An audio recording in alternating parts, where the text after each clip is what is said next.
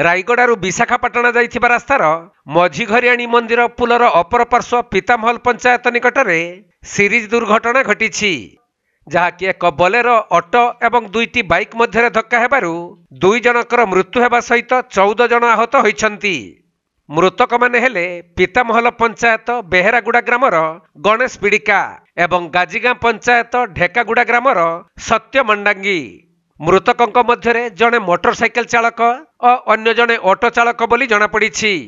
परे मृतकों परिवार को क्षतिपूरण दाबी करी स्थानीय लोक माने रास्ता रोको करथिले।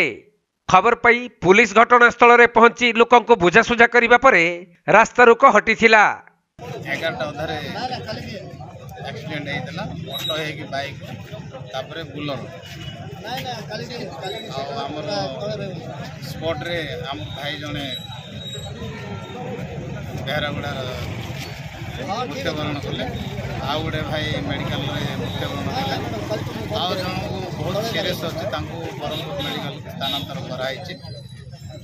आ पुलिस प्रशासन सब आसिक बुझासुझा कले जो गाड़ी वाला ढुके बोलर तांकर इंश्योरेंस अच्छी इंश्योरेंस क्लेम करके लोक मान क्षतिपूरण दिया रास्तार गला आप जानते 12टारू एवं 6टा घंटा प्रशासनिक रायगढ़ आईआईसी शेषकाल आईआईसी सब पहुँची बुझासुझा करके रास्तार 2 जन मिलिथिबा सूचना अनुसार केरड़ा पंचायत अंतर्गत अतड़ा ग्रामरू 11 जन यात्री को नहीं एक ऑटो रायगड़ा अभिमुखे जाउथिला। तेबे विपरीत दिगरू आसुथबा एक बाइक सहित मुहांमुही धक्का हेबा समय रे रायगड़ारू जाउथबा एक बोलेरो ऑटोटी को धक्का देइथिला।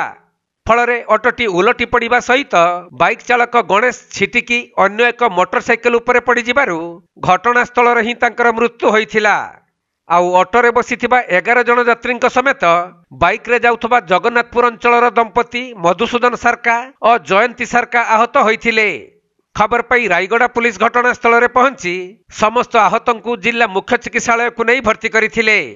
हेले देवराज मांडांकी अवस्था अति गुरुतर थिबारु तांको ब्रह्मपुर एमकेसीजी मेडिकल को स्थानांतरित करा जायछि। सेपटे एही दुर्घटना शेषखाल थाना अधीन रे होइथिबारु शेषखाल थाना पुलिस घटनार तदंत करुछंती। दिन 11:10 टाइम रे घटना हिची जेतु आज रंगार लोक रास्ता गहली थिला और जो बुलर थिला सेरानी से बुलर जाउथिला गाड़ी भी थिला दुटा बाइक थिला ऑटो थिला तीनटा जाई एक्सीडेंट हिची सेटा रास्ता के सुना पर हमें भी क्लियर कोड जानी नु से बोलर वाला कौन कला कि एक्सीडेंट हला पर पड़ी तब जाई हम टेंशन ना जाई बुल तो तार गुण ना बड़ गाल जेतु रखि जबा कथा रखि दबा कथा जाई के ताक धरा हिची थाना रे हैंड ओवर कर दनी पहले कौन सब अनुसार बे क्षतिपूरण पाई जतले दाबी पाई हमें ये करछु आ जेतु तांगा में कहिली पहला भी किसी क्षतिपूरण देबु बोल कहिछन आ क्लेम करा पाई कोचिंग गाड़ी रो अछि सर कत जन मृत्युवरण कर 2 जन सर जन इंजुर अच्छे तार भी सेमती बरहमपुर नहीं तार भी किसी ग्यारेंट नहीं आउ इटा ऑटो थे 7-8 जन से भितर जड़े एक्सपायर होती।